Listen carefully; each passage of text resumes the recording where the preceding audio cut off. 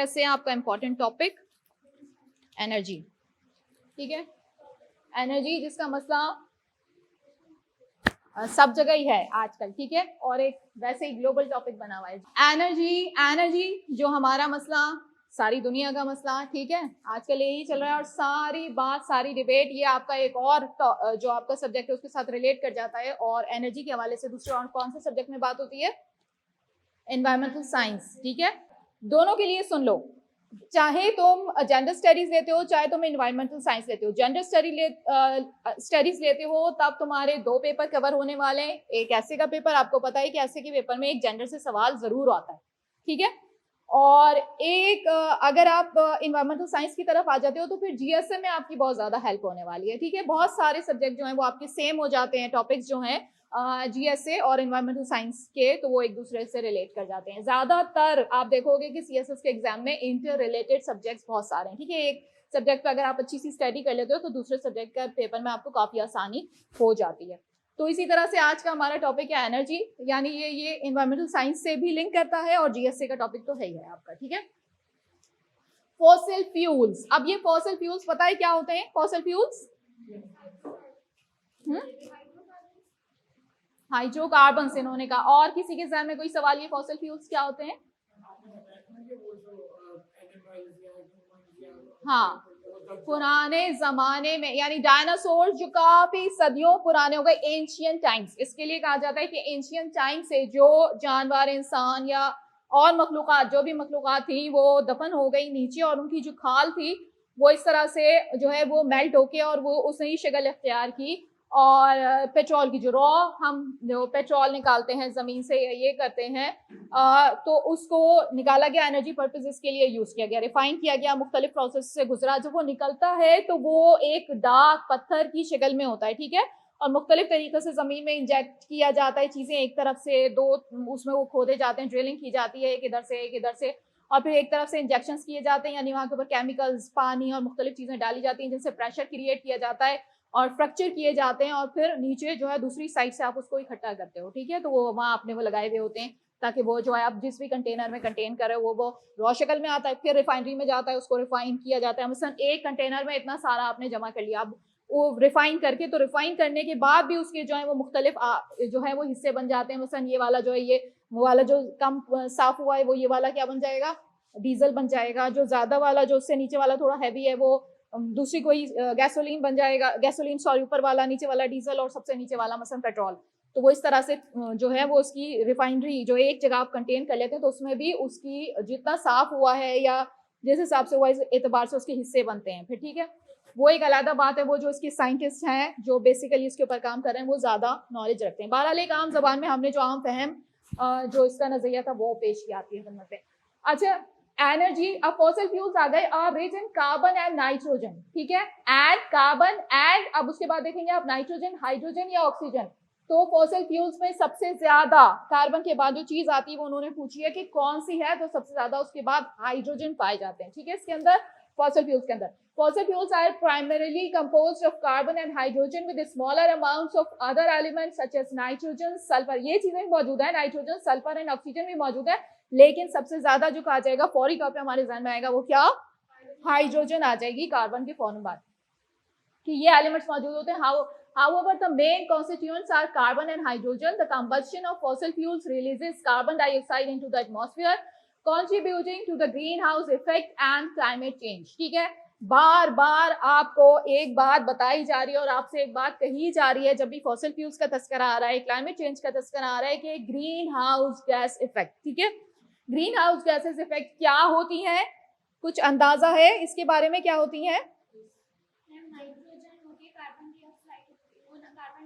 जो जिन गैसेस की वजह से हीट जनरेट होती है, और इसमें सबसे पहला नंबर आता है कार्बन डाइऑक्साइड का, ठीक है। कार्बन डाइऑक्साइड, क्योंकि कार्बन डाइऑक्साइड में कहते हैं कि ये वाली चीज मौजूद है कि वो अपने अंदर हीट एब्जॉर्ब करती है। तो जब भी हीट एब्जॉर्ब करने की बात आएगी तो हमेशा याद रखना कि कार्बन डाइऑक्साइड के अंदर भी कहा जाता है कि क्योंकि हीट ज्यादा करने की सलाहियत होती है, और इसी तरह से कार्बन डाइऑक्साइड के साथ जो दूसरी चीज मौजूद होती है वो वाटर वेपर्स होते हैं। तो वाटर वेपर्स के अंदर भी कहा जाता है कि हीट अपने अंदर एब्जॉर्ब करते हैं।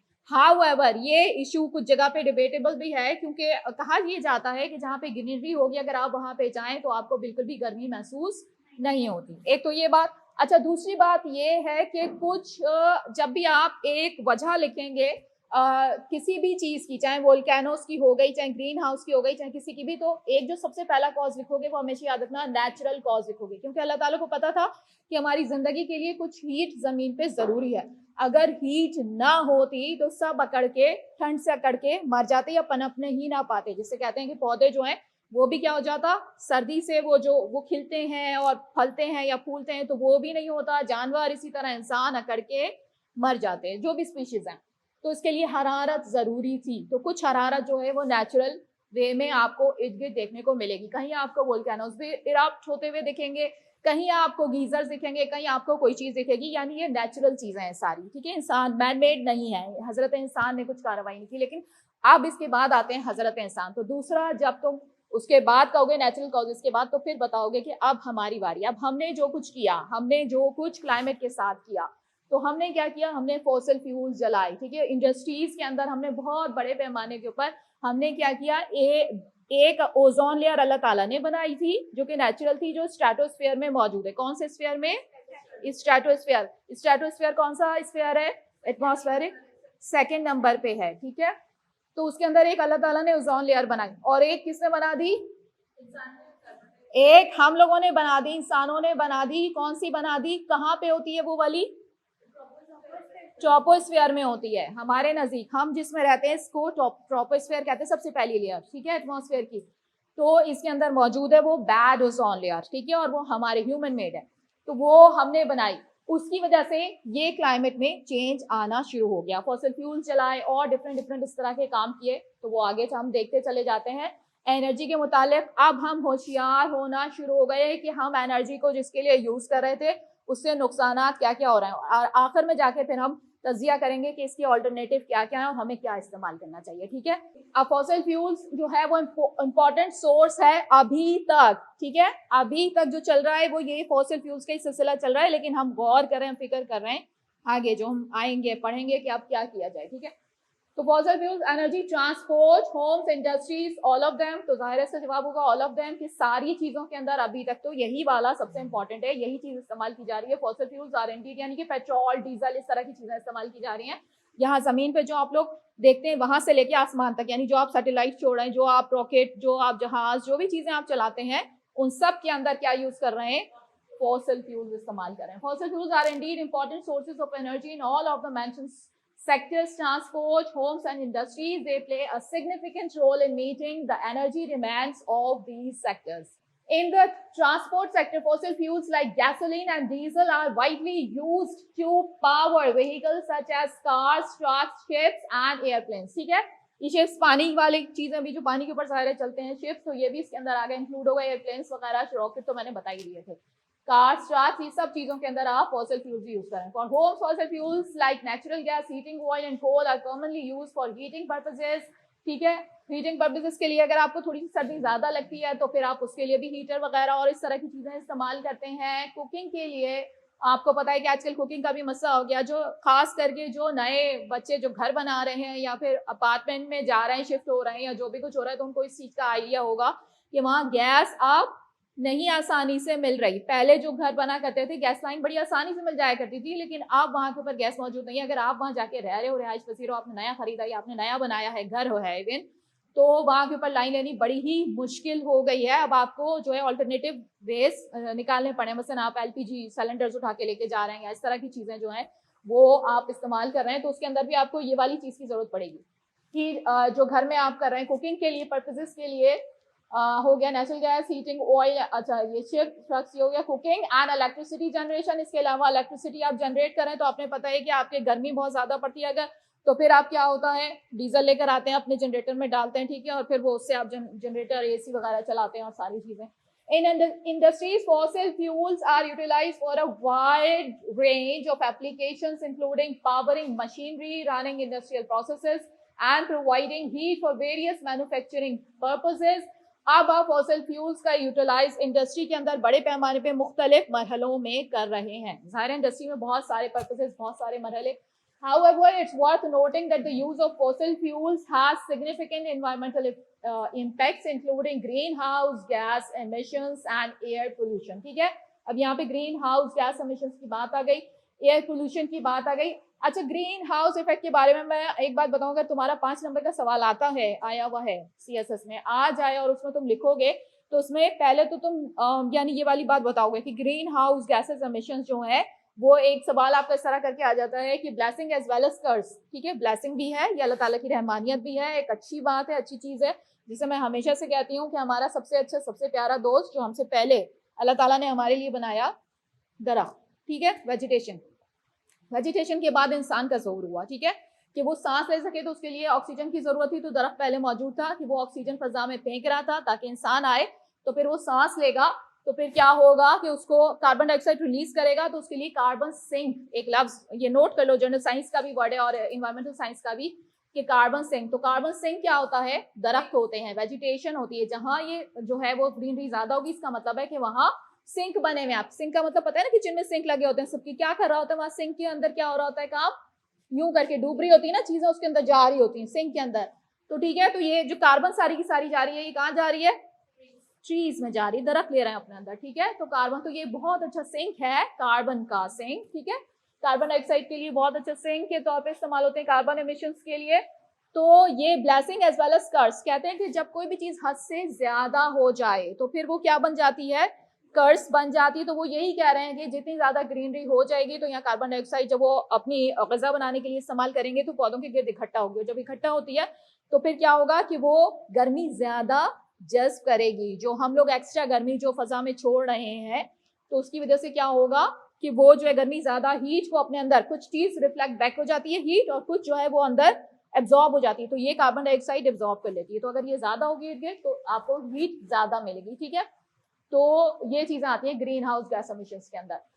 तो ये एक खतरा समझते हैं कि जिस तरह से आजकल ग्लेशियर्स पिघल रहे हैं, और ग्लेशियर्स पिघलने की वजह से क्या हो रहा है? सुनामीज आ रहे हैं। आपने देखा कि वो जो है वो पानी सारा फ्लो, क्योंकि जब ग्लेशियर इतना बड़ा है वो पिघला, तो फिर क्या हुआ? पानी फ्लो किया, पानी फ्लो किया, तो फिर उसके आगे जो भी चीज आई, वो कहते हैं कि पानी जिंदगी की अलामत, लेकिन वही पानी जो है वो क्या बन जाता है? फिर खतरे की अलामत जैसे बन जाता है। तो वो इस तरह से वो फैला, या सुनामी आई, या इस तरह की चीजें आई, तो वो ग्रीन हाउस गैस एमिशंस उसमें एक बड़ा जो है रोल प्ले कर रहा है, ये बताया जाता है आपको। अच्छा, कुछ साइंटिस्ट जो हैं वो ये भी कहते हैं कि नहीं जी, ग्रीन हाउस क्योंकि कुदरत की चीज है, और कुछ लोग इसके ऊपर भी जो है कम है तादाद में, लेकिन वो तजुर्बा कर रहे हैं कि ग्रीन हाउस जब भी होगा, आप वहां जाएंगे तो आपको ठंडक का एहसास होगा, गर्मी का एहसास नहीं होगा। तो दोनों बातें मैंने आपको बता दी कि जो कह रहे हैं कि वाकई में ग्रीन हाउस की वजह से गर्मी हो रही है, शिद्दत में इजाफा हो रहा है। कुछ लोग जो है वो कह रहे हैं साइंटिस्ट के नहीं जी, ऐसा नहीं हो रहा, ग्रीन हाउस की वजह से जो है वो ब्लेसिंग, इससे हमें वेजिटेशन मिल रही है। और ये जैसे अगर अभी मैंने सुनामी का तस्करा, या इसी तरह से एवेलेंच आता है, आपका एक टॉपिक मौजूद है जी ऐसे में आपका एवेलेंच क्या होता है, किसी को पता है एवेलेंच?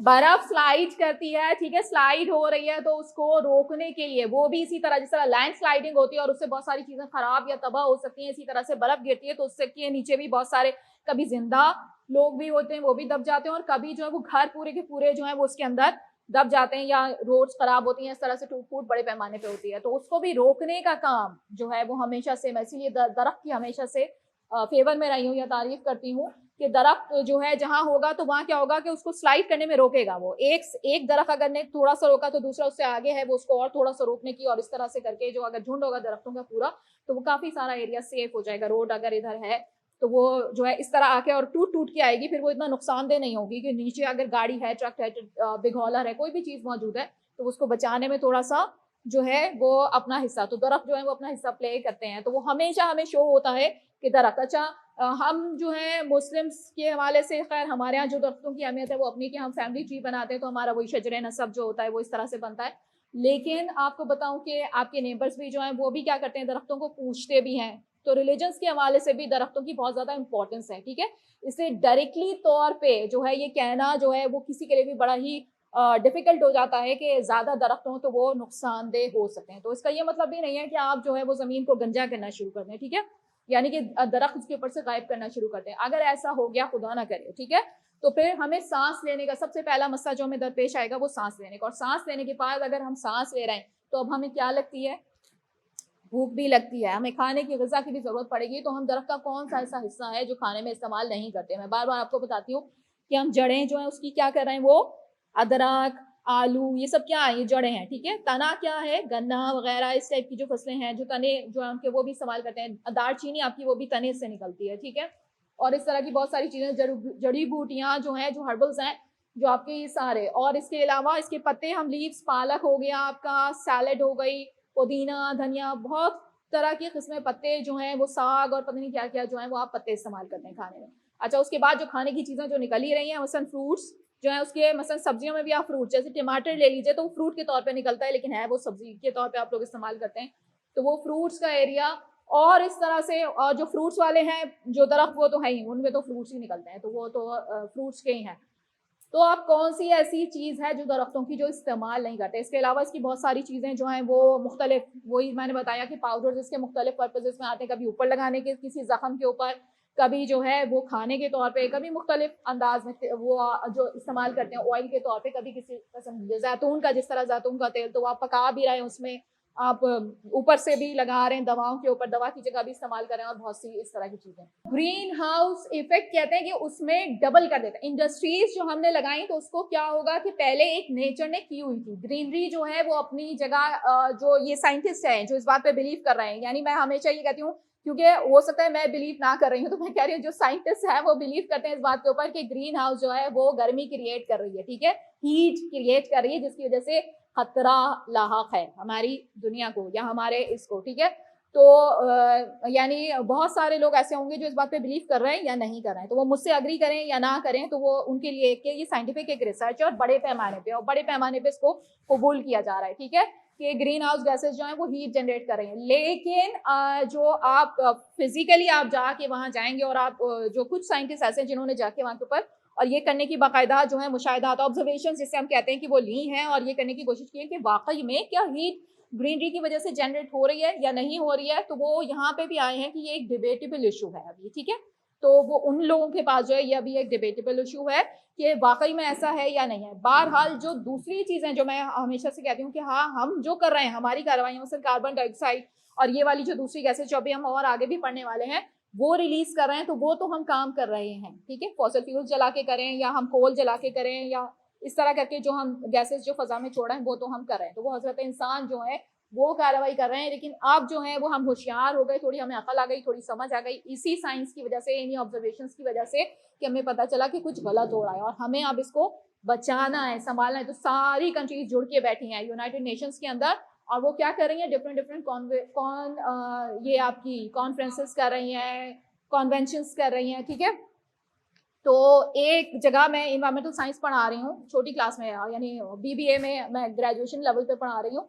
तो वहाँ के पर पूरा जो आपका सिलेबस बना है, या आपकी नेबरिंग कंट्रीज में भी जो ये एक सिलेबस के तौर पे कॉम्पिटेटिव आपके एग्जाम्स के अंदर भी पढ़ाया जाता है, तो उसमें सिर्फ और सिर्फ कन्वेंशंस पढ़ाई जाती हैं, यानी इतनी सारी कन्वेंशंस हो चुकी हैं कि उनके ऊपर पूरी एक बुक बनती है, पूरा एक कोर्स जनरेट होता है, और वो उसमें कि कौन सी कन्वेंशन किस मकसद के लिए हुई थी, कोई एनिमल्स के लिए हो रही है, कोई माइग्रेटरी बर्ड्स के लिए हो रही है, कोई वेटलैंड्स के लिए हो रही है कि पानी को बचाया जाए, कहीं जो है वो वेटलैंड्स कुछ हो रही है, मसलन गर्मी की हिद्दत इतनी है कि थोड़ा सा पानी जमा था और वो पानी क्या हो गया, एवापोरेट हो गया, या वहां नहीं रुक रहा, तो उसको कंजर्व किया जाए, कहीं किसी वजह से तो वो ये हो, यानी पूरी दुनिया जुड़ के बैठी हुई है, और यहाँ ये वाला मसला चल रहा है इसको बचाया जाए, यहाँ ये वाला मसला चल रहा है इसको बचाया जाए, यहाँ डेजर्टिफिकेशन हो रही है, मसलन वहाँ के ऊपर क्या हो रहा है, डेजर्ट्स बन रहे हैं, वहाँ के ऊपर जो है ग्रीनरी वेजिटेशन जो है वो गायब हो रही है, उसके ऊपर हो रही है कन्वेंशन।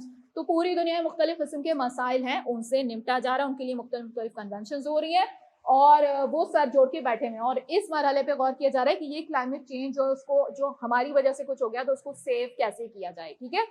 तो अब इसमें हमें क्या नजर आया कि यहाँ के ऊपर जब हम देखते हैं environmental impacts including greenhouse gas emissions and air pollution भी इसके अंदर आ गई। As such there is growing global focus on transitioning to cleaner and more sustainable energy. इसमें एक वर्ड आ गया सस्टेनेबल, जो मैं बच्चों को याद कराती हूँ क्या मतलब है सस्टेनेबल का, फॉर फ्यूचर जनरेशंस, ठीक है। हमारे लिए जो हमारा अब का सबसे बड़ा मसला है वो यही है कि हम सस्टेन नहीं कर सकते। अगर हमें वक्ती तौर पे किसी चीज का कोई हल नजर आ जाता है तो वो बाज़ औक़ात से वक्ती होकर रह जाता है, ठीक है।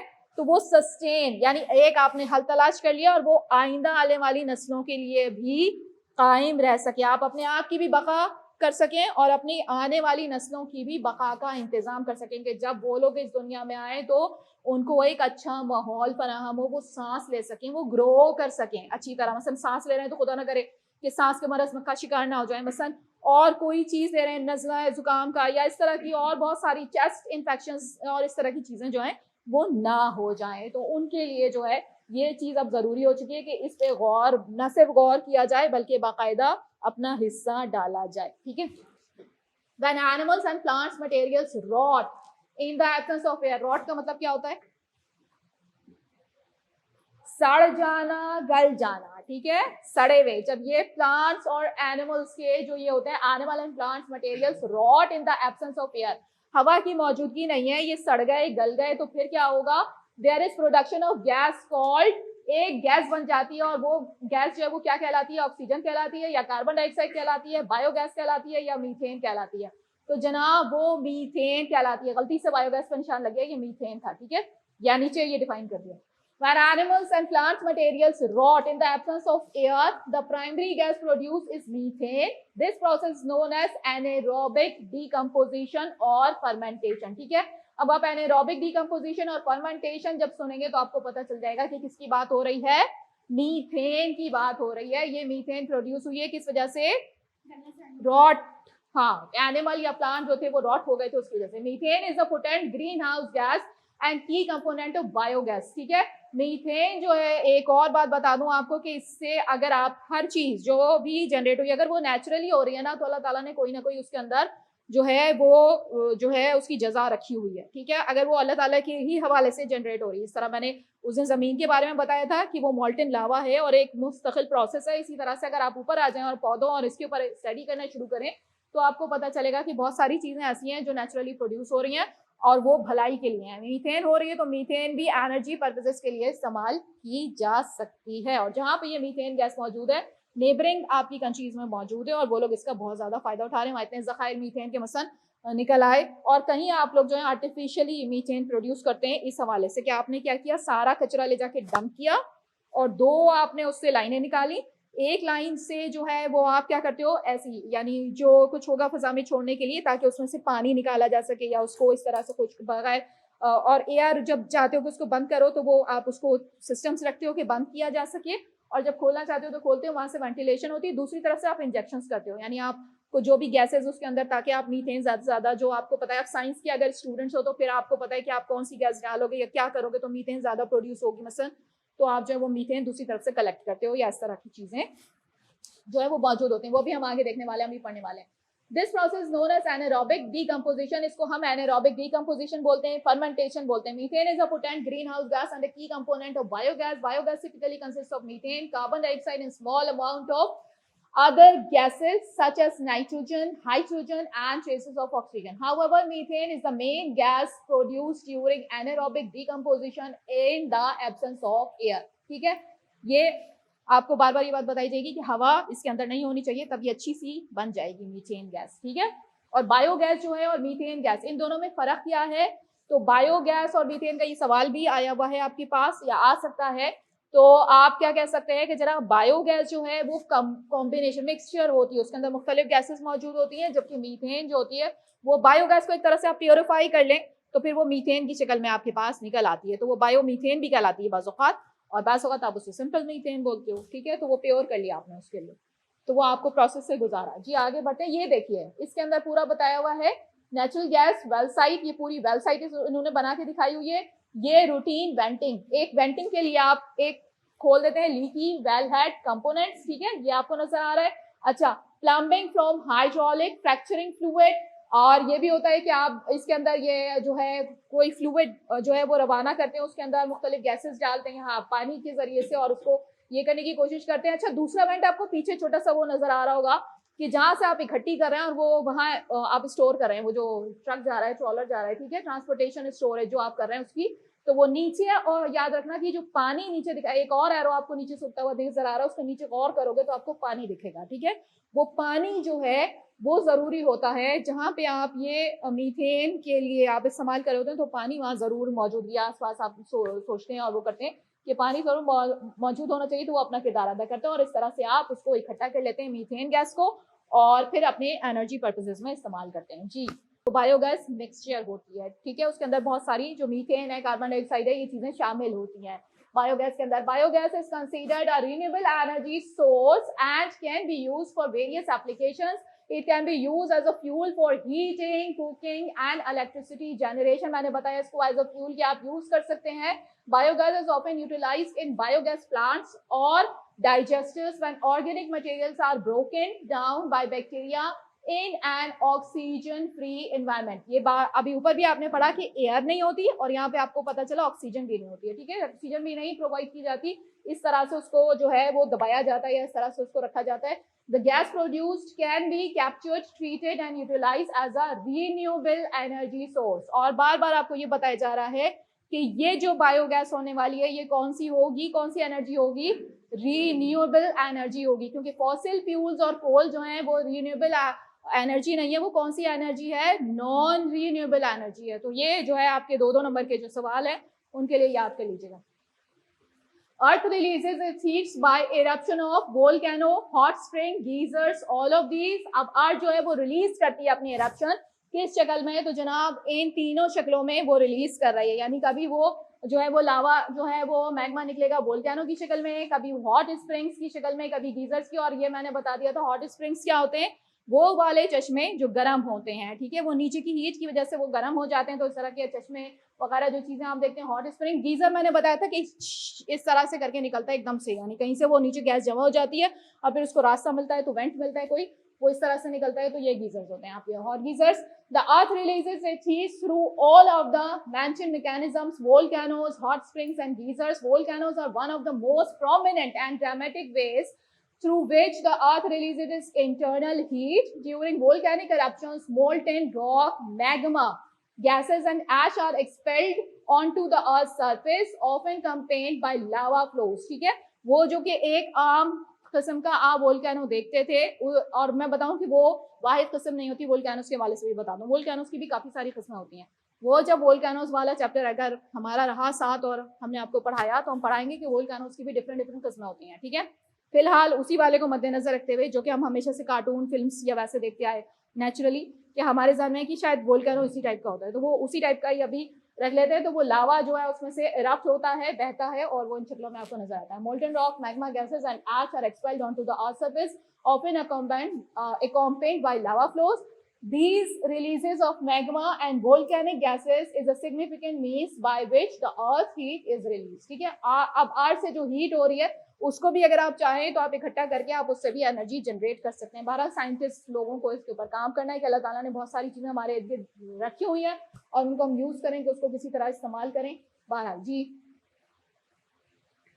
hot springs are another manifestation of Earth's heat release. They occur with geothermally heated groundwater rises to the surface. The hot water emerges from the ground, often containing dissolved minerals, and can be utilized for bathing or as a heat source. ठीक है, अब ये जो आपको dissolved minerals नजर आए, इसकी वजह से उस पानी के अंदर हम कहते हैं कि कोई ऐसी चीज, कोई करिश्मा पैदा हो गया। मसलन कोई ऐसी चीज जो हम बहुत सारी चीजों को मानते हैं कि इस पानी के अंदर ये वाली रहमत, ये वाली बरकत मौजूद है, गर्म पानी, वहाँ के ऊपर लोग जाने जख्मी जो है वो अपना हाथ डालते हैं, जो कोई जख्मी हिस्सा डालते हैं तो फिर वो क्या होता है कि उसमें वो हो जाता है, तो उस वजह से कि उसके अंदर मिनरल्स जो हैं वो मौजूद होते हैं, ठीक है, और वो नेचर की तरफ से आते हैं, अल्लाह ताला की रहमत बरकत जो भी वहाँ शामिल होती है, तो उस वजह से ये इस तरह से होता है कि वो डिजॉल्व मिनरल डिजॉल्व हुए हुए होते हैं जो कि स्किन के लिए और मुख्तलिफ चीज़ों के लिए आपकी ज़रूरी होते हैं। Geysers are a specific type of hot spring characterized by intermittent eruptions of hot water and steam. Geysers मैंने बताया जिस तरह है कि वो स्पेसिफिक ये स्प्रिंग होता है एक तरह का। Geysers occur when superhead groundwater trapped in underground chambers erupt to the surface due to pressure built up. ठीक है, जैसे pressure built up होता है तो वो निकलता है resulting in periodic eruptions of steam and water. और periodic का मतलब है कि वो एक साथ नहीं निकलेगा, ठीक है, तो वो वक्फे वक्फे से यानी कि वो निकलता रहता है, तो वो इस तरह से। ये आपको ये नजर आ रहा है कि इसमें से कुछ गीजर्स और कुछ हॉट स्प्रिंग और इस तरह की चीजें जो यहाँ के ऊपर आपको नजर आए जी। तो ये अल्लाह ताला के बहुत सारे करिश्मे, अल्लाह ताला की बहुत सारी कुदरत के मज़ाहिर जो हमें नजर आते रहते हैं। अच्छा जी, plant materials, vegetation and waste from living things are regarded अब प्लांट मटेरियल, वेजिटेशन या वेस्ट है फ्रॉम लिविंग थिंग्स, उसको हम क्या बोलेंगे? फॉसिल फ्यूल्स बोलेंगे, बायोमास बोलेंगे, कोल बोलेंगे या क्रूड बोलेंगे, तो उसको हम क्या बोलते हैं?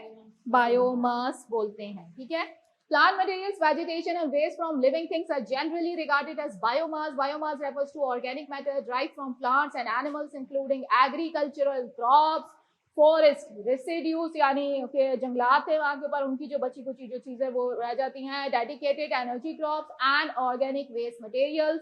Biomass can be used as a renewable energy source through processes such as combustion, gasification और फर्मेंटेशन.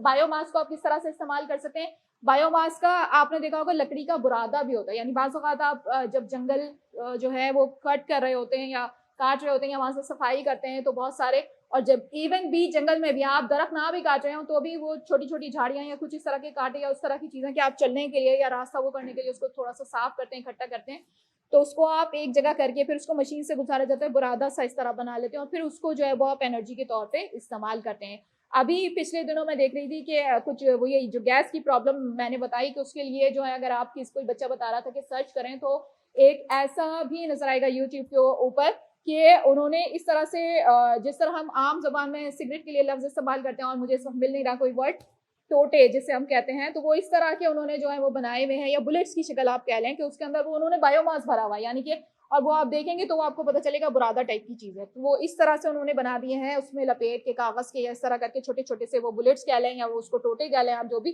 तो वो एक चूल्हा उन्होंने बनाया है जो पाकिस्तानियों की जो है वो मेकिंग है आई थिंक, तो वो जो है वो उसके अंदर डालेंगे तो उससे क्या होगा कि वो आपको फिर गैस लाइन की और इन चीज़ों की ज़रूरत है और काफ़ी यानी वो एक मिडिल क्लास फैमिली के लिए भी यानी वो काफ़ी हैवी नहीं पड़ेगा. फर्क याद रखना ये है कि ये करीब वाले हैं, बायोमास जिन चीज़ों से बनाते हैं वो रिसेंटली यानी दबे थे और उनको निकाल के हमने उससे एनर्जी जनरेट की, और ये वाले जो हैं फॉसिल फ्यूल्स और कोल, और ये कदीम एंशियंट के लिए वर्ड इस्तेमाल होगा इनके लिए कि ये एंशियंट ज़माने की जो चीज़ें हैं वो गई हुई हैं, तो इसलिए, और ये जो हैं ये फना हो जाने वाली हैं. ठीक है, तो ये वाली एनर्जी सोर्सेज जो हैं इनको हम रीन्यू नहीं कर सकते, जबकि बायोमास को हम क्या कर सकते हैं?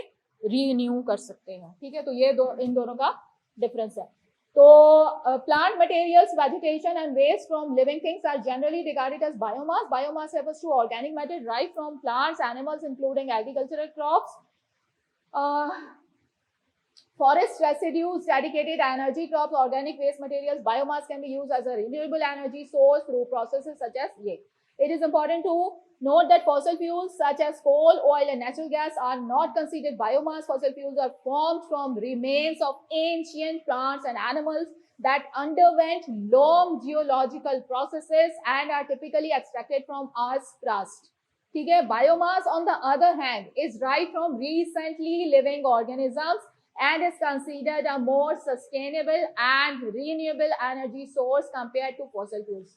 तो इन दोनों का फर्क समझ में आ गया, सस्टेनेबल और renewable. Sustainable means future generation, ठीक है, तो उनके लिए, और फॉसिल फ्यूल्स जो है उसकी ऑल्टरनेटिव के तौर पे इस्तेमाल होते हैं. जी, ये देख लीजिए चीज प्लांट्स आपको यहाँ नजर आ रहे हैं, कार्बन डाइऑक्साइड, और ये आपको इस तरह ये चक्कर नजर आ रहा है, इसको भी हम थोड़ा सा स्टडी कर लेते हैं कि ये कैसे बायोमास जनरेट हो रहा है. तो आपने वहां से आपने देखना है, शुरू से बायोमास से ही शुरू कर लें आप कि बायोमास को आपने एनर्जी के तौर पे इस्तेमाल किया इंडस्ट्रीज के अंदर. ठीक है, बायोमास पावर प्लांट वहां पे लगाया आपने, वहां से कार्बन डाइऑक्साइड जनरेट हुई. कार्बन डाइऑक्साइड के सिंक बने हुए थे कहाँ? ये दरख्त, ठीक है, जिसमें ये जा रही थी कार्बन डाइऑक्साइड. यहाँ से दोबारा ये जो है लकड़ी के जो बड़े बड़े होते हैं जिसको आप फर्नीचर के लिए मुख्तलिफ चीज़ों के, इसमें फर्नीचर दिखाया हुआ है यहाँ पे, जिस तरह की भी ये चेयर दिखाई हुई है, तो ये आपने बना लिया. अब ये बनाने के बाद कुछ फुजला इसमें से निकल आया, यानी छोटे छोटे जो टुकड़े जो उसके बच जाते हैं, जो इस तरह की चीज़ें हो जाती हैं, उससे आपने ये जनरेट कर लिया बायोमास. ठीक है,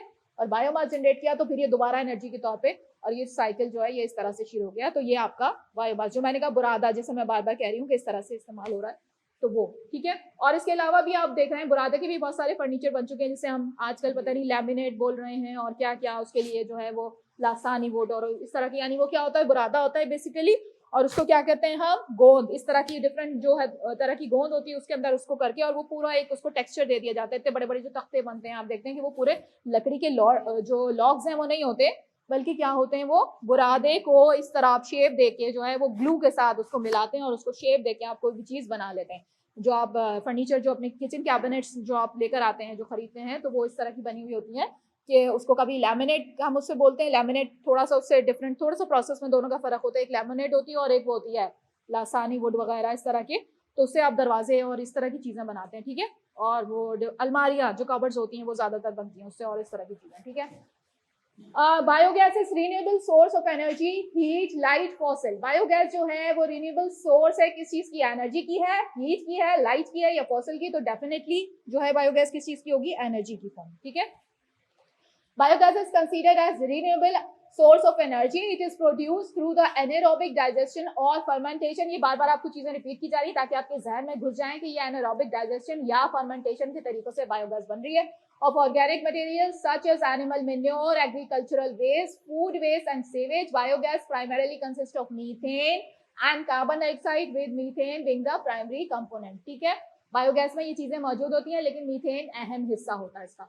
As a renewable energy source, biogas can be used for various purposes. It can be burned to produce heat for cooking, space heating, or industrial processes. Biogas can also be used in engines or turbines to generate electricity. Additionally, biogas can be further processed to remove impurities and increase its methane content, resulting in a purified form called biomethane. अब आपको ये दोनों फर्क पता चल गए, एक होते ही बायोगैस और दूसरी बायोमीथेन। बायोमीथेन को आप क्या करेंगे? प्योरीफाई करके निकालेंगे, ठीक है। यही फर्क है इन दोनों का। अगर आपसे पूछा जाएगा कि क्या फर्क है दोनों में, जी बायोगैस क्या होती है, क्योंकि वो भी आप उसी तरह बता रही हैं और बायोमीथेन भी आप उसी तरह बता रही हैं, तो फर्क क्या है? बायोमीथेन को प्योरीफाई किया जाता है प्रोसेस से गुजार के, ठीक है। ये फर्क है दोनों में। biogas called biomethane, which can be injected into the natural gas pipelines or used as a transportation fuel, ठीक है। ये इसको हम एक तरफ से इंजेक्ट करते हैं, उसी तरह से ज्यादातर आप पेट्रोल देखेंगे, आपने अभी एक और देखा था, ठीक है, जो गैस बन रही थी, और इसी तरह से मीथेन बन रही थी, और इसी तरह से आप ये देखेंगे कि इसमें हमेशा दो आपको जो है वो नालियां दिखेंगी जो आप अंदर जो ड्रिल करेंगे। एक तरफ से क्या होती है? वेंटिलेशन के लिए खोली जाती है, और एक तरफ से आप इंजेक्ट करते हैं। इंजेक्ट का मतलब क्या होता है? डाल रहे हैं आप कोई ना कोई केमिकल, कोई ना कोई पानी, कोई ना कोई उसको पंप करने के लिए कि दूसरी तरफ से वो निकल आए, आप उसको कलेक्ट कर सकें, आप उसको ले सकें। तो वो इस तरह से जो है वो ये चीजें होती हैं। पेट्रोल हो गया, ये चीजें हो गई। Unlike fossil fuels which are finite and formed over millions of years, अब ये आपको fossil fuels जो मैंने बताया क्या नजर आ रहा है? एक तो पानी होते हैं, फना हो जाने वाले होते हैं, ठीक है, इनको दोबारा से हम रिन्यू नहीं कर सकते। जब हम फॉसिल फ्यूल्स जलाएंगे और कोल जलाएंगे, दोनों चीजें, फॉसिल फ्यूल्स और कोल भी इसके साथ साथ। And formed over millions of years, biogas is continuously produced from organic waste materials, making it a sustainable and renewable energy option, ठीक है। तो ये भी अब आपको याद हो जाना चाहिए कि सस्टेनेबल भी है और रिन्यूएबल भी है। Burning of fossil fuels are leading towards pollution, global warming, both A and B, none of these, ठीक है। अब इसको हम अगर बर्न करते हैं फॉसिल फ्यूल्स को, तो ये हमें कहाँ ले जा रहा है? पोल्यूशन की तरफ, ग्लोबल वार्मिंग की तरफ, या इन दोनों की तरफ? तो जनाब इन दोनों ही की तरफ ले जा रहा है। इससे पोल्यूशन भी हो रही है और इससे ग्लोबल वार्मिंग भी हो रही है। The burning of fossil fuels is leading towards both pollution and global warming when fossil fuels such as coal, oil and natural gas, मैंने इसमें आपको बताया कि कोल भी शामिल है, ठीक है। तो कोल यहाँ पे आ गया है। Coal, oil and natural gas are burned from energy production. They release various pollutants into the atmosphere. These pollutants include particulate matter, sulfur dioxide, nitrogen oxides, carbon monoxides and volatile organic compounds. These emissions contribute to air pollution, leading to negative impacts on human health and the environment. यहाँ पे थोड़ा सा रोकूंगी आप लोगों को, ठीक है। अब यहाँ पे आपने जो दो मेन गैसेस पढ़ी हैं, सल्फर के ऑक्साइड्स और नाइट्रोजन के ऑक्साइड्स, तो याद रखना कि जहाँ के ऊपर भी सल्फर के ऑक्साइड्स, आप इंडस्ट्री बना रहे हैं और वहां के ऊपर काम कर रहे हैं और वहां आप ये दोनों चीजें छोड़ रहे हैं, यानी कि सल्फर के ऑक्साइड्स और नाइट्रोजन के ऑक्साइड्स। तो अगर साइंस के स्टूडेंट्स कितने, पहले तो ये बताओ यहाँ पे साइंस के स्टूडेंट जिन्होंने केमिस्ट्री पढ़ी हुई है, तो सबसे ज्यादा हार्ड एसिड कौन सा होता है? हाँ, सल्फ्यूरिक एसिड, नाइट्रिक एसिड, ये हार्ड एसिड्स हैं, ठीक है ये। और थर्ड नंबर पे कौन सा होता है? हाइड्रोक्लोरिक एसिड, ठीक है। तो ये जो दोनों गैसेस हैं, अगर वहां के ऊपर जहां के ऊपर भी अगर आप ये गैसेस छोड़ रहे हैं, यानी कि सल्फर के ऑक्साइड्स और नाइट्रोजन के ऑक्साइड, इसका मतलब है कि वहां के ऊपर फजा में वाटर वेपर्स भी मौजूद हैं, और वो वाटर वेपर्स, पानी जो है वो इसके साथ जुड़ा, सल्फर के ऑक्साइड्स के साथ या नाइट्रोजन के ऑक्साइड्स के साथ, तो क्या बना लिया? या तो नाइट्रिक एसिड बना लिया या फिर सल्फ्यूरिक एसिड बना लिया, ठीक है। और जब नाइट्रिक एसिड और सल्फ्यूरिक एसिड ये दोनों आपने बनाए, इसका मतलब है कि वहां क्या हो गई, एसिड रेन हो गई। ये भी एक टॉपिक है जो इसी के साथ जुड़ता है, तो मैं इसी के साथ ही आपको बताती चली जाऊं, ठीक है। एसिड रेन के हवाले से कि भाई आपने देखा ट्रीज जो हैं वो एकदम से व्हाइट होने लगेंगे या खुश्क हो जाएंगे या उनके पत्ते झड़ जाएंगे, तो ये ऐसी कंडीशंस क्यों होती हैं? तो ऐसी कंडीशन की वजह होती है सल्फर के ऑक्साइड्स और नाइट्रोजन के ऑक्साइड्स, ठीक है। एसिड रेन, एसिड रेन एक टॉपिक है, 5 नंबर का बाकायदा सवाल है, ठीक है। तो वो इनकी वजह से होता है।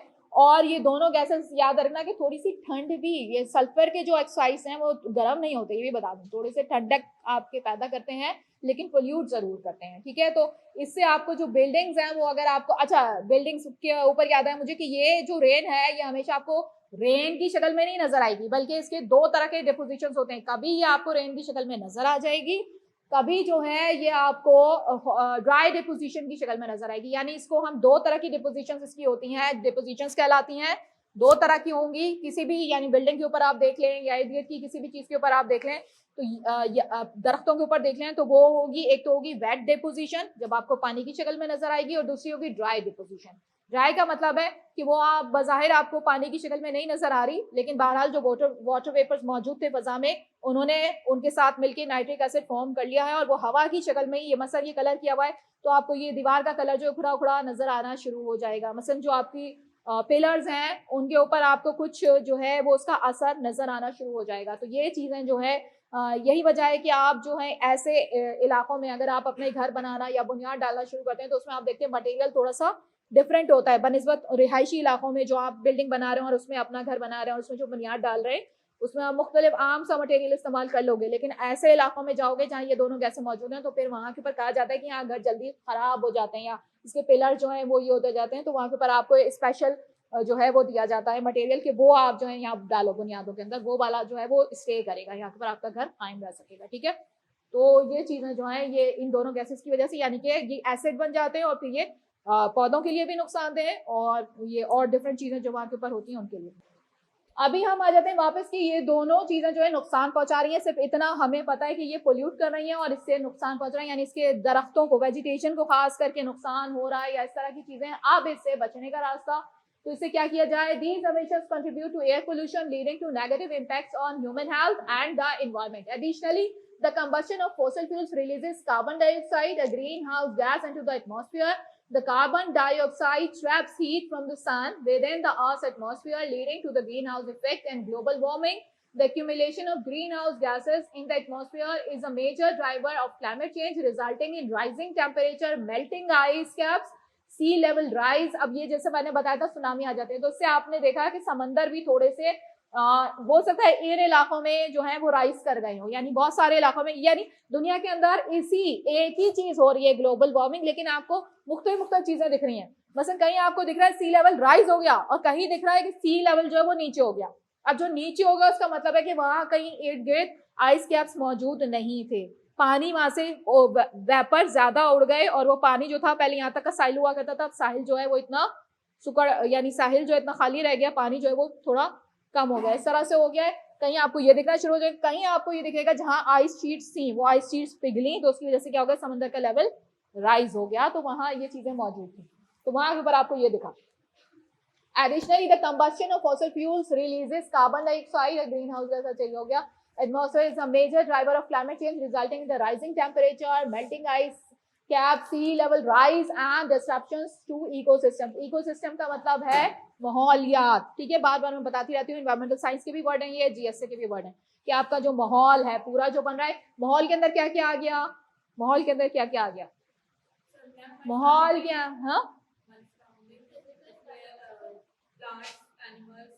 सारी स्पीशीज आ गई, ठीक है, प्लांट की बहुत सारी स्पीशीज होती हैं वो भी आ गई, एनिमल्स की बहुत सारी स्पीशीज होती हैं, इंसानों की होती है। जैसे मैं कहती हूँ कि इंसान आप जो है डिफरेंट डिफरेंट एरिया में रहते हो तो आपकी स्किन टोन डिफरेंट होती है, या आपका कोई रिलेटिव गया अफ्रीका रह के मतलब आप कह रहे हो कि तुम क्या हो गए, थोड़े से काले हो गए हो, लेकिन हो सकता है तुम्हारी हड्डियां मजबूत हो गई, ठीक है।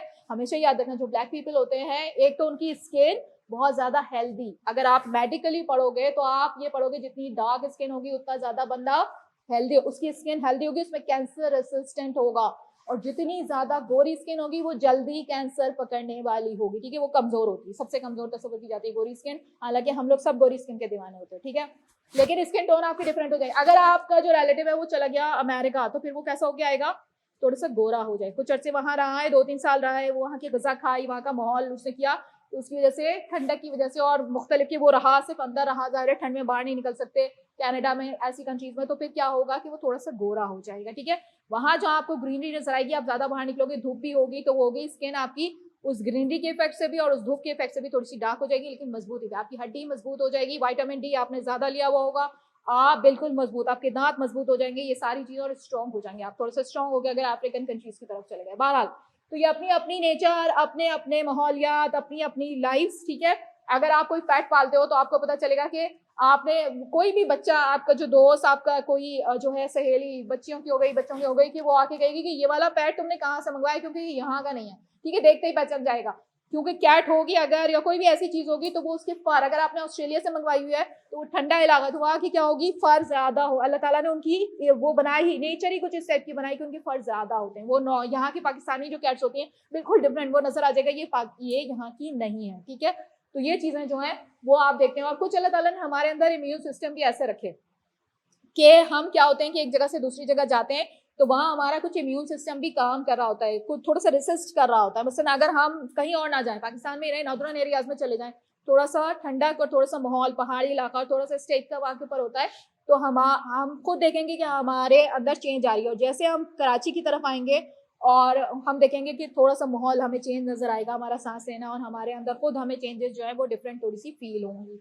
तो ये बहरहाल पूरी माहौलियात। अब जब हम इकोसिस्टम की बात करते हैं तो उसके अंदर ये सारी चीजें आ जाती हैं, ठीक है, पूरे माहौलियात, उनकी पूरी हैबिटेट्स, कुछ जो है, जब मैं कहती हूँ आपको ये एनवायरमेंटल साइंस जब पढ़ाती हूँ तो उसमें मैं कहती हूँ कि कुछ एक्सटिंक्ट होती जा रही हैं, ठीक है, तो वो एक्सटिंक्ट स्पीशीज जो है उसके अंदर सिर्फ इंसान नहीं आता या सिर्फ कोई खास जानवर नहीं आता। मसलन हम कहते हैं व्हाइट टाइगर कम हो रहा है, उसके अंदर पौधे भी आते हैं, पौधों की बहुत सारी नस्लें थी, ठीक है, पौधों की भी नस्लें होती हैं, जिस तरह इंसान की या जानवरों की नस्लें होती हैं इस तरह पौधों की भी नस्लें होती हैं, तो पौधों की भी नस्लें इंस्टिंक्ट होती जा रही हैं। वो आप कहीं से पौधा लेकर आते हैं, फिर लगाते हैं, फिर उसको माहौल फराहम करते हैं कि देखो इसको प्यार से, इसको इस तरह करके इस पौधे को हमने बढ़ाना है, वरना क्या होगा, ये यहाँ पनप नहीं सकेगा, ठीक है, तो वो चीजें उसको प्रोवाइड करनी पड़ती हैं। बहरहाल ये स्पीशीज जो है ये पूरी आ जाती है इकोसिस्टम के अंदर सारी, इसके अंदर पौधे, इसके अंदर बैक्टीरिया, बहुत सारी ऐसी चीजें जो हमें नजर नहीं आती, बहुत सारी चीजें जो हमें नजर आती हैं, ठीक है, वो सब इसके अंदर शामिल है।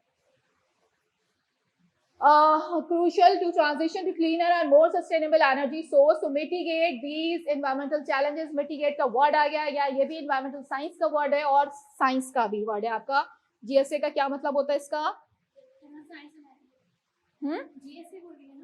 Mitigate,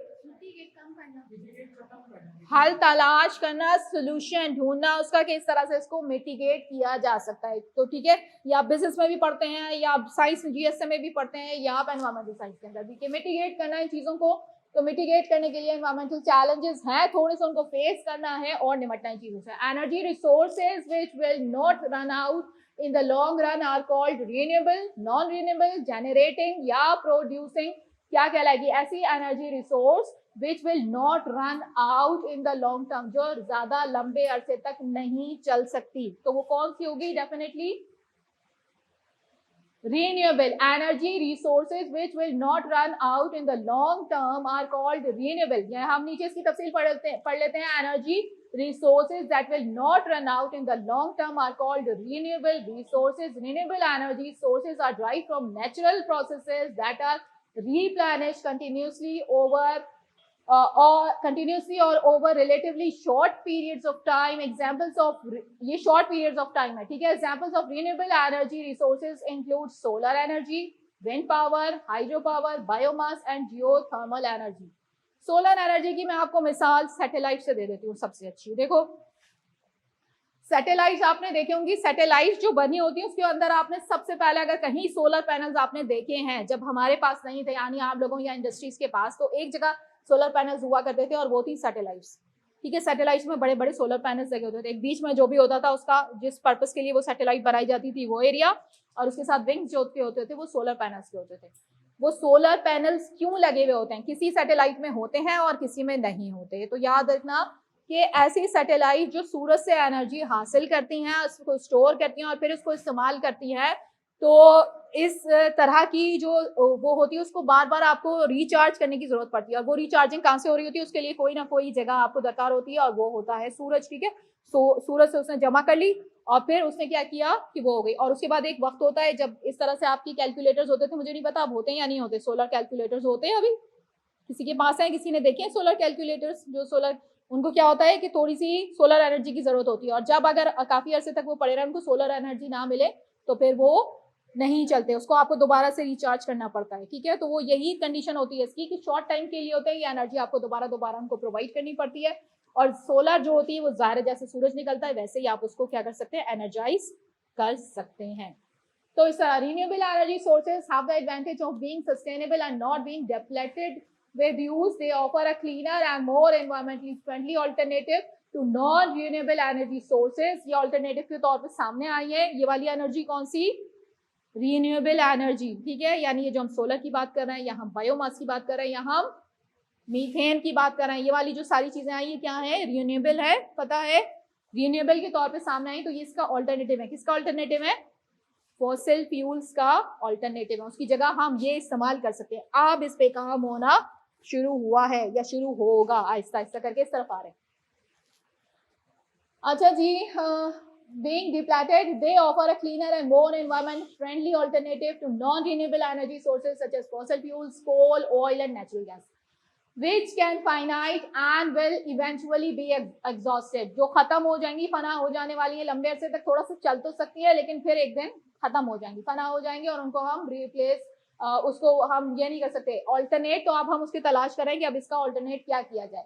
By harnessing renewable energy, we can reduce our reliance on non-renewable resources, mitigate the negative environmental impacts associated with fossil fuels use, and work towards a more sustainable energy future। अगर हम चाहते हैं कि हमारा ज्यादा sustainable रहे, sustainable future generations के लिए जिसे हम स्टोर कर सकें, तो फिर हम कौन से इस्तेमाल करेंगे, renewable। To harness solar energy products which are helpful are solar furnace, solar heater, solar cells, all of these। तो जनाब ये सारी चीजें जो है हार्नेस की जाती है सोलर एनर्जी, इनके अंदर किस किस में की जा सकती है, सोलर फर्नेस में की जा सकती है, सोलर हीटर में की जा सकती है, सोलर सेल्स में की जा सकती है, या सब में की जा सकती है, सब में की जा सकती है।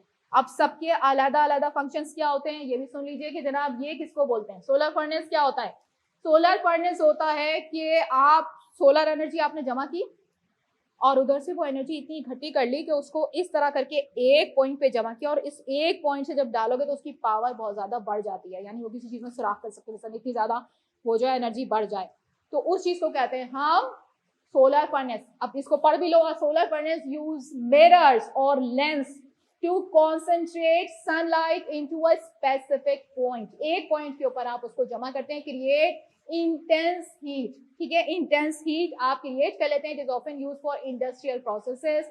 इंडस्ट्रीज में ऐसा होता है कि आपको एनर्जी की ज्यादा ताकत की ज्यादा जरूरत होती है, तो वहां आप इस तरह के सिस्टम लगाते हैं that require high temperature such as melting metals और generating steam। यानी कि सोचो कि सूरज की रोशनी को इतनी एनर्जी से जमा किया जा सकता है मिरर्स के जरिए, और डिफरेंट मेथड से उसको रिफ्लेक्ट बैक करते हैं, और उसको इतनी पावर होती है कि वो मेल्ट कर सके मेटल्स को इवन। ठीक है, और इस तरह की चीजें जो है वो इंडस्ट्रीज में जो है वो काम कर सके। सोलर हीटर क्या होते हैं, हीटर वही होते हैं जो आपके घरों में आम हीटर होते हैं। क्या काम कर रहे होते हैं heaters,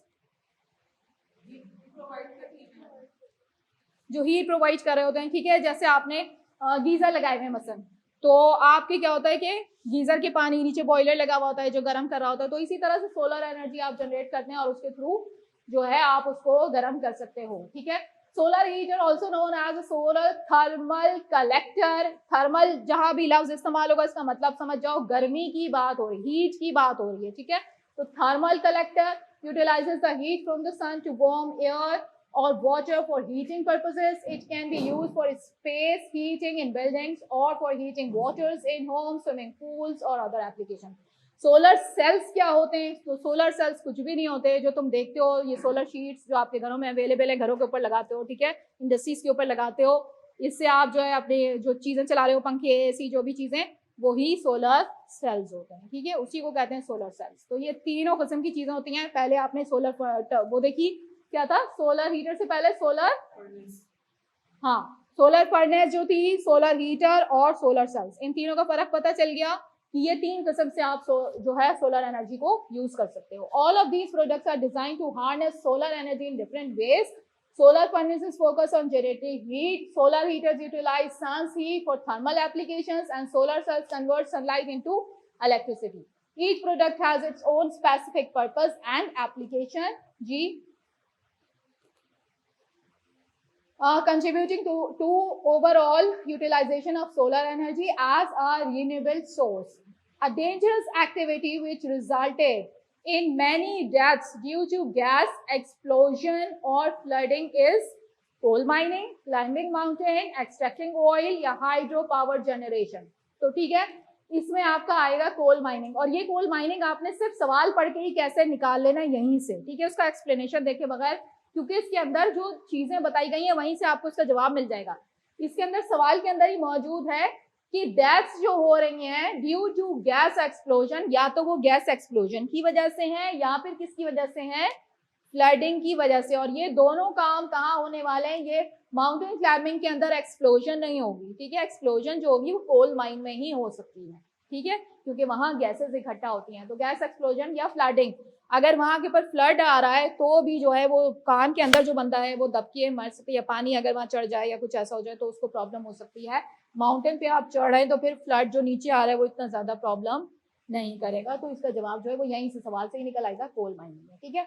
A dangerous activity that has resulted in many deaths due to gas explosions or flooding is coal mining. ये हमेशा से ही खतरा रहा है, ठीक है, कभी सांस घुटने से, कभी दम घुटने से, कभी कोई ऐसी गैस वहां मौजूद होने से जिसकी वजह से आप जा तो रहे थे कोल लेने के लिए, लेकिन उस गैस की वजह से जो है वो खुदा ना करे साथ कुरान भी दरम्यान, ठीक है, हर कोई अपने अल्लाह ताला सबको अपनी हिफाजत में रखे कि जो है वो कोल माइनिंग का जो है ये प्रोसेस जो भी कर रहा था तो उसको ये खतरात हो सकते हैं, लिहाजा वो पहले अपनी एहतियातें, जो अब तो बहुत सारी एहतियातें आ चुकी हैं, अब तो वो मास्क लगा के और सब करके जो है वो अपनी सेफ्टी का पूरा इंतजाम करके जाते हैं कोल के अंदर, और फिर उनके रस्सियाँ बंधी हुई होती हैं कि उनको फौरन खींच के बाहर निकाला जा सके, या इस तरह की बहुत सारी चीज़ें अब रास्ते पहले से बनाए जाते हैं, मशीनें पहले अंदर दाखिल की जाती हैं रास्ता बना के, और फिर जो है उनको वो निकाला जाता है, या केबिन्स में इस तरह ले जाया जाता है कि वो केबिन जो है उसको नुकसान, अगर जो गिर भी रही है कान या कुछ हो रहा है ऐसा अंदर से जैसे वो, तो वो उसको नुकसान ना पहुंचे, वो सेफ रह जाए अंदर। तो वो इस तरह की चीज़ें जो अब आ गई हैं, लेकिन फिर भी एहतियात बरतनी चाहिए। Coal mining operations can be hazardous due to various factors including the presence of explosive gases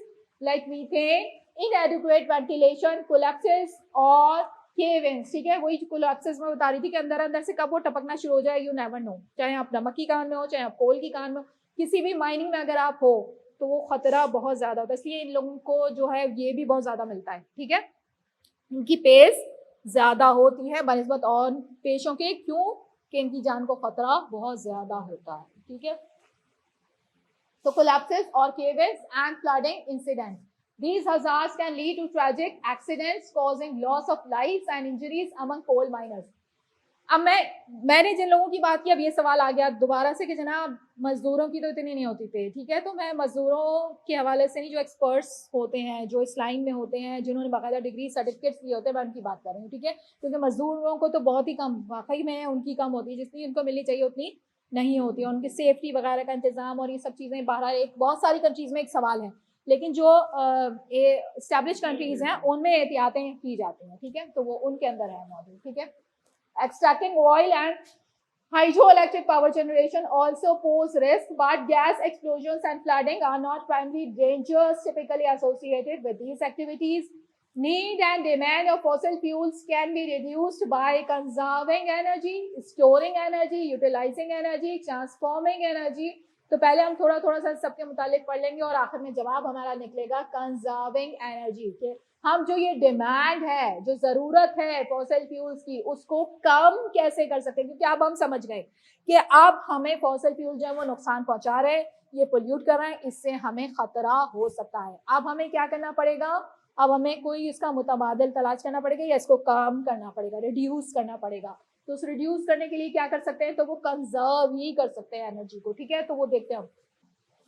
The need and demand for fossil fuels can be reduced through various methods. Let's explore each of the approaches mentioned. Conserving energy. सबसे पहले conserve energy involves using energy more efficiently to minimize waste. ठीक है, efficiently का मैं जब भी word इस्तेमाल करती हूँ business में भी जब मैं पढ़ा रही होती हूँ तो मुझे बताओ किसके लिए इस्तेमाल होता है. efficiently का मतलब क्या होता है?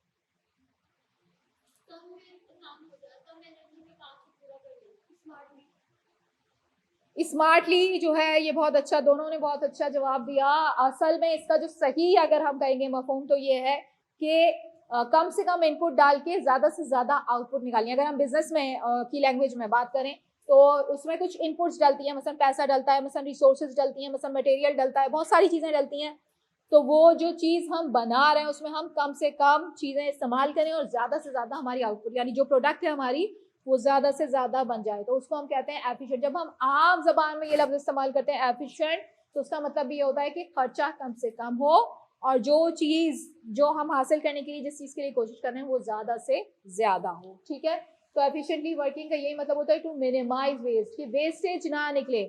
मसलन जो मैं कहती हूँ कि चीज़ें ज़ाया हो रही हैं, मसलन हमने जो कमा लिया, मुनाफा हमारे पास आ गया और वो सारा किस में चला गया?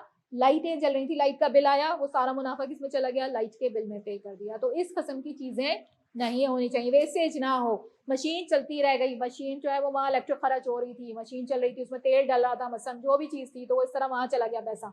तो इस तरह ना हो. ठीक है, तो उसको कहते हैं एफिशिएंट, के बिल्कुल वक्त के ऊपर, टाइम के ऊपर. जैसे ही वो आपकी प्रोडक्ट तैयार हुई आपने फौरन मशीन ऑफ कर दी, वैसे जैसे आप कमरे से निकले आपने लाइट ऑफ कर दी. तो ये इस तरह से क्या आपने सेव किया और वो सारा प्रॉफिट आपको हासिल है. अब आप उसको कहीं इन्वेस्ट दूसरी जगह कर सकते हो या किसी और पर्पस के लिए, अपने पर्पस के लिए, किसी पर्पस के लिए इस्तेमाल कर सकते हो. तो एफिशिएंटली ऐसी वर्किंग होती है, मिनिमाइज किया जा सके वेस्ट को. This can be achieve through practices such as improving insulation in buildings using energy efficient appliances. अब यहाँ हम क्या चीज़ के बारे में बात कर रहे हैं? एनर्जी के मुतालिक. तो एनर्जी को एफिशिएंट तरीके से हमें इस्तेमाल करना है, इसको इसी तरीके से हमें यूज करना है. Appliances and equipment adopting energy savings habits and promoting energy conservation awareness by leading overall energy consumption, the reliance on fossil fuels can be decreased. Storing energy, storing energy का मतलब क्या होता है कि आप डेफिनेटली हमने इस एनर्जी को स्टोर कर लेना है एक जगह पे ताकि हम वक्त पे जरूरत पड़े तो उसमें इस्तेमाल कर सकें. Maximising the use of renewable energy sources is key to reducing reliance on fossil fuels. ठीक है, अब जब हम इस्तेमाल पे आते हैं तो अगर हम रीन्यूएबल एनर्जी का इस्तेमाल शुरू कर देंगे, मसलन सूरज से हम ले रहे हैं तो फिर हमें जो है वो फॉसिल फ्यूल्स इकट्ठा करने की, जलाने की, मतलब पेट्रोल कहीं से मंगा रहे हैं और उससे जो है हम अपनी इलेक्ट्रिसिटी जनरेट कर रहे हैं, उसकी ज़रूरत नहीं पड़ेगी. बहुत से बच्चे यहाँ पे है आपके स्टूडेंट्स से साथी क्लासमेट्स, तो उन्होंने बताया कि उनके जो फार्म्स हैं वो मौजूद हैं वहाँ के ऊपर और फार्म्स तक जो है वो इलेक्ट्रिसिटी ले जानी मुश्किल है. तो वो किस तरह इरिगेट करने के लिए, अपने फार्म को इरिगेट करना तो पानी देना होता है. ठीक है, तो पानी देने के लिए वो क्या करते हैं? सोलर पैनल्स का इस्तेमाल कर रहे हैं क्योंकि वहाँ तक गांव तक जो है वो ले जानी बिजली और वो सब करना. तो सोलर पैनल्स हैं तो उनके लिए कोई इतना ज़्यादा मसला नहीं रहा, वो मंगाते हैं और उसके बाद उसको स्प्रे करते हैं. उतना ही, यानी पानी भी एक मसला है. पानी, दो चीज़ें, दोनों एनर्जी जो रिसोर्सेज हैं आपके वो मसला है. एक आप इरिगेट करना पानी और दूसरा वो जिस तरीके से आप पानी वहाँ ले जा रहे हो, खींच के ले जा रहे हो, मसलन कुछ भी कर रहे हो तो खींचने के लिए आप क्या यूज़ कर रहे हो? मोटर. मोटर किससे चलेगी? सोलर से. ठीक है, सोलर पैनल से लगवाए हुए, ये लगवाए हुआ है, तो वो इस तरह से आप इरिगेट करना और ये सब कुछ करना. तो fossil fuel based electricity encouraging the adoption of renewable energy technologies in residential, commercial and industrial sectors is crucial for sustainable energy use. Transforming energy. Transforming क्या होती है? Energy transforming involves transitioning from fossil fuel based energy systems to cleaner alternatives. वही आ गया आपका cleaner alternatives. क्या हो गए? wind turbines और जो water turbines आपकी हो गई, ये solar panels हो गए, इस तरह की चीज़ होंगी. water turbines क्या होती हैं? नहीं पता? पंच चक्की जिसे कहते हैं, पानी से चलने वाली. वो चक्की जो चलेगी वो किससे चलेगी? पानी से चलेगी. कहाँ होता है पानी से? कहाँ लगाते हो? कहाँ चलेगी? दरिया जब गिर रहा है समंदर के अंदर तो बहुत तेजी से गिरता है. ठीक है, और उससे बड़ी सारी एनर्जी जो है वहां के ऊपर मौजूद होती है पानी के अंदर. ठीक है, वो पूरी पावर से गिर रहा होता है और जब उस पावर को हम क्या कर सकते हैं? इस्तेमाल कर सकते हैं. वहां हमने चक्की लगा दी, अब वो पानी जैसे उसके ऊपर आके अपनी ताकत लगाएगा वो घूमेगी, मूव करेगी. ठीक है, तो वो जो है वो वाटर टर्बाइंस. विंड टर्बाइंस हवाएं बहुत तेज चलती हैं तो उनकी वजह से क्या हो गया? पंखे तेज घूमेंगे, उसकी वजह से जो है एनर्जी जनरेट होगी। तो वो इस तरह की चीजें जो है ये क्लीन एयर ऑल्टरनेटिव्स आपको बताए जा रहे हैं कि इसकी जगह आप क्या यूज कर सकते हो। अब आप महंगा महंगा पेट्रोल नहीं मंगवाओ, बल्कि आप क्या करो कि विंड टर्बाइन से इलेक्ट्रिसिटी जनरेट करो लो। मसलन सबसे आसान, हमारे मुल्क में सबसे आसान तरीका कौन सा है इलेक्ट्रिसिटी बनानी है, बिजली बनानी है?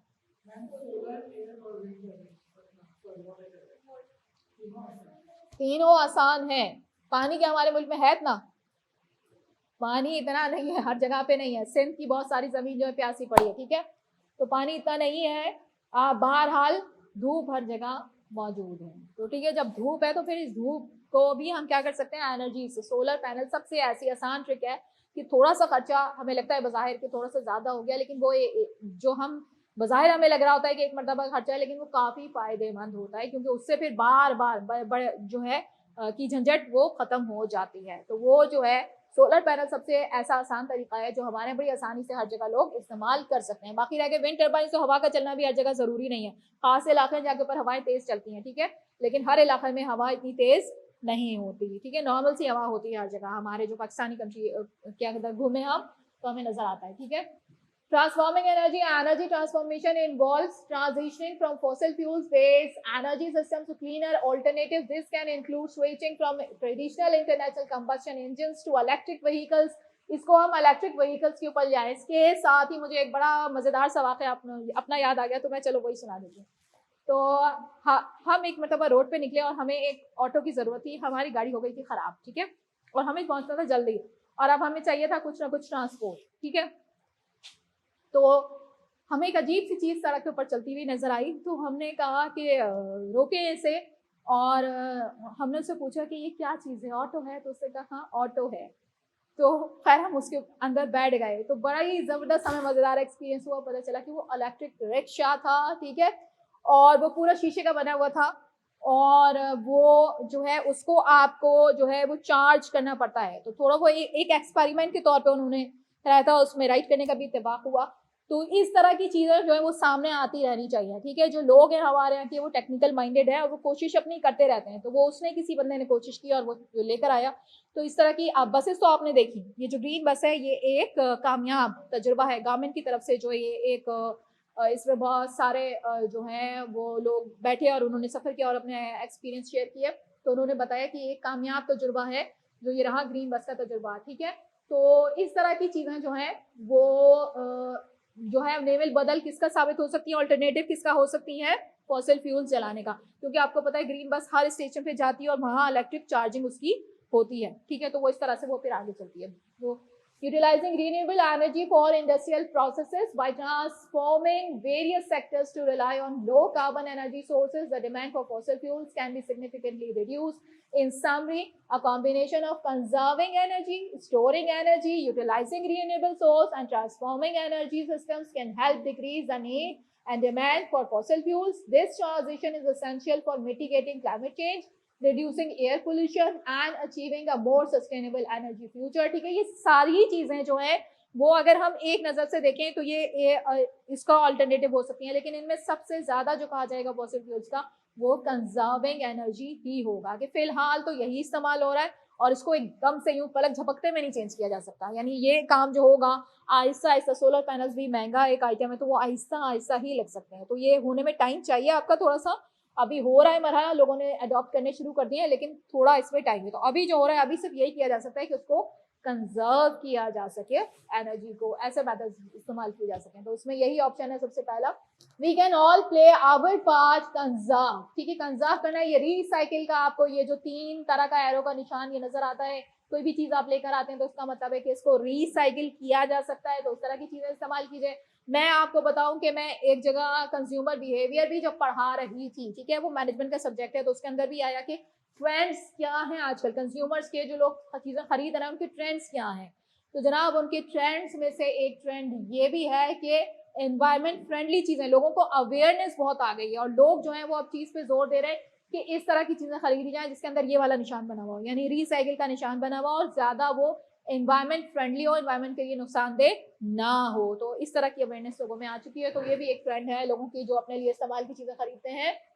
कंजर्विंग एनर्जी, ठीक है, कंजर्व किया जाए is indeed an important and effective way to reduce the need and demand for fossil fuels. Here are some key aspects and benefits of energy conservation. Energy efficiency, efficiency का मतलब आपको खुद ही पता चल गया, improving energy efficiency in buildings, transportation and industrial processes can significantly reduce energy consumption. This involves using energy efficient appliances, lighting systems, insulation and heating, ventilation and air conditioning systems. ठीक है, इन सारों में आपने कंजर्व करनी है energy को, energy efficient technology इस्तेमाल करनी है। Practices help minimising energy waste, energy को बिल्कुल भी वेस्ट नहीं करना है, resulting in lower energy demands and reduce reliance on fossil fuels based energy sources. मैं अभी आपसे बात की, पाकिस्तान के लिए मैंने बात की, तो कुछ इंसान अपनी गलतियों से भी समझता है। असल में पाकिस्तान में जो एनर्जी, जो इलेक्ट्रिक आप जनरेट कर रहे हैं, उसके लिए आपने जो वेज इस्तेमाल किए वो पेट्रोलियम के जरिए से आपने, सबसे महंगा वे था क्योंकि पाकिस्तान के पास इतना पेट्रोल है नहीं, आपको पता है, और इलेक्ट्रिक की बहुत ज़्यादा ज़रूरत है, ठीक है, जनरेट करने की। तो लोगों की जितनी तादाद है और जो आजकल पर्पजेज, इंडस्ट्रीज और जो चीज़ें भी हो गई, तो इलेक्ट्रिक अप्लाइंसेस भी ज़्यादा आ गई जो लोग इस्तेमाल कर रहे हैं, तो उसके लिए आपको इलेक्ट्रिसिटी की ज़रूरत पड़ी। और इलेक्ट्रिसिटी जो है, आप चाहे रेजिडेंशियल एरियाज़ में कह लो या इंडस्ट्रियल एरियाज़ में कह लो, तो उसको इतने महंगे वेज में नहीं इस्तेमाल करना चाहिए था। जिसने भी किया, जो भी एक हुकूमत आई फिर दूसरी ने उसको कैरी किया, या उस तरीके से वो चीज़ें आगे बढ़ती रही, तो उसके लिए रिसोर्सेज मुतबादल तलाश करने चाहिए हैं। अभी भी इस चीज़ पर गौर करना चाहिए कि अभी भी जो हुकूमतें आएँ, अब वो जो भी हुकूमत हो, लेकिन अगर वो भलाई के लिए पाकिस्तान की काम करे, तो उसके लिए ये है कि वो इस तरीके के मेथड्स ले सकती है कि सोलर पैनल्स का हवाला या अल्टरनेटिव, या विंड टर्बाइंस और वाटर टर्बाइंस के हवाले से, कि जहाँ जहाँ पानी है तो वहाँ से वो वाटर टर्बाइंस के जरिए से बिजली जनरेट कर ले, और जहाँ के ऊपर अगर विंड है, हवा चलती, तो वहाँ के ऊपर से वो इस तरह करके और वहाँ से वो बिजली जनरेट करके प्रोवाइड कर सके। क्योंकि आपको पता है आजकल नेट का दौर और इंटरनेशनल लोग कनेक्ट हो गए हैं, और इंटरनेशनल बहुत सारी चीज़ें, अगर आपको बैलेंस ऑफ पेमेंट वगैरह सही करनी है अपनी, तो फिर आपको ये कनेक्शन सही करने पड़ेंगे, ठीक है। तो वो महंगा बाज़ औक़ात पेट्रोल ख़त्म हो जाता है, तो आपकी आ जाता है कि जी इलेक्ट्रिसिटी जो है वो आप से चार्जेस ज़्यादा लेंगे, या आप इतनी संभाल नहीं कर सकते, या इस वक्त यूनिट बढ़ जाएंगे या कम हो जाएंगे, बहुत सारे प्रॉब्लम्स इस तरह के आ रहे हैं सामने, तो वो नहीं आएंगे। उन सब चीज़ों से बचत हो सकेगी, ईजिली आपको अवेलेबल भी होगी, और आप बहुत सारे तरीक़ों से आप इंटरनेशनली कनेक्ट भी हो सकते हैं, और ज़र मुबादला यानी कि आप जो है डॉलर की शक्ल में आप यहाँ ला सकते हैं, बैलेंस ऑफ पेमेंट अच्छी कर सकते हैं, बहुत सारी चीज़ें। Often lead to cost saving from individuals, businesses and governments by reducing energy consumptions, utility bills and be lowered. अब जैसे मैंने इसमें बिजनेस की बात की, तो ई कॉमर्स एक अच्छा बिजनेस बन चुका है, लोग काफ़ी सारे इसमें इन्वॉल्व हो चुके हैं, ठीक है।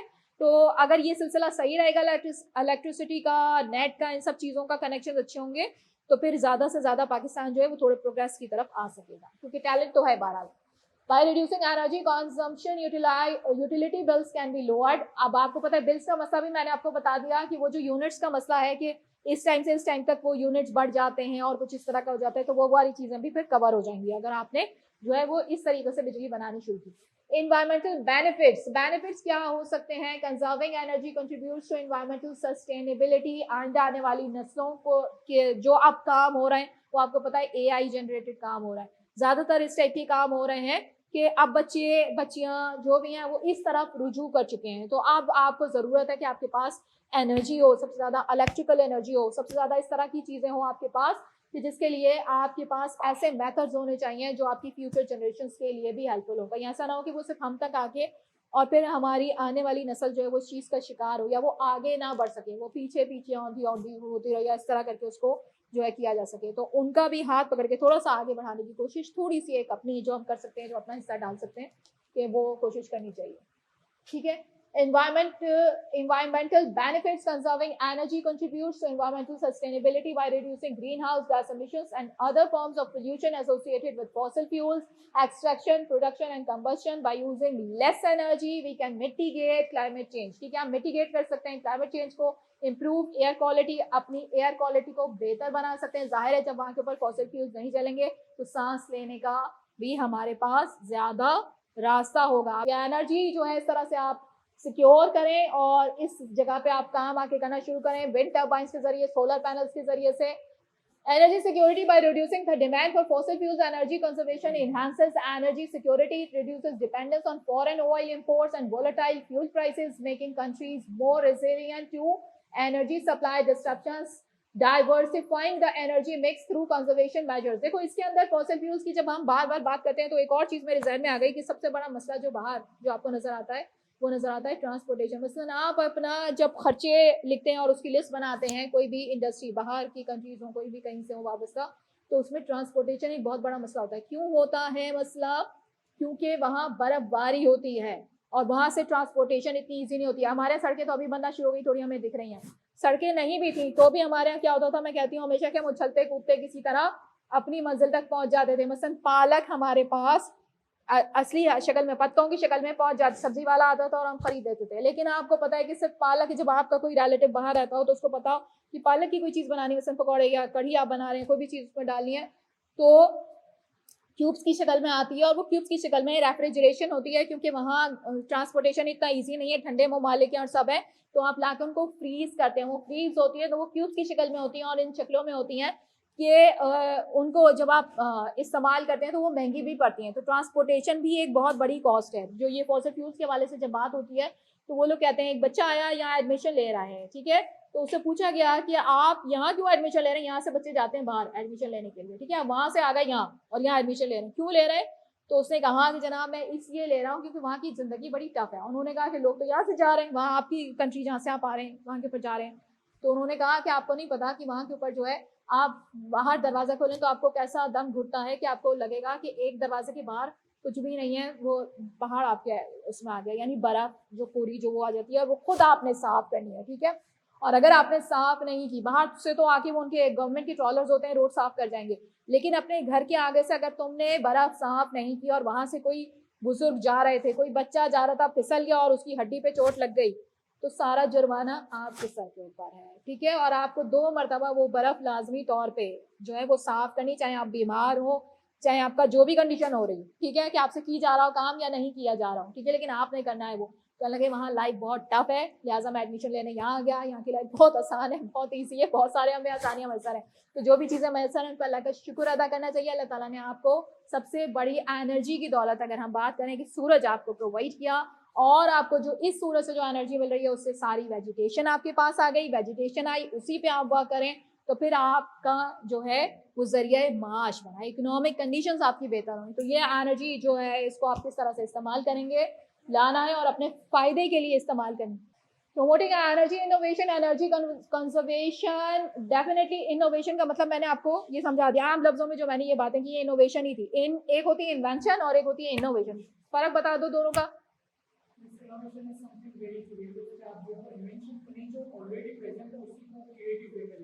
उर्दू में जब हम इसे बोलते हैं तो हम कहते हैं जिद्दत पैदा करना, ठीक है। एक चीज ऑलरेडी प्रेजेंट थी, इसकी सबसे अच्छी मिसाल है बैंक्स, ठीक है।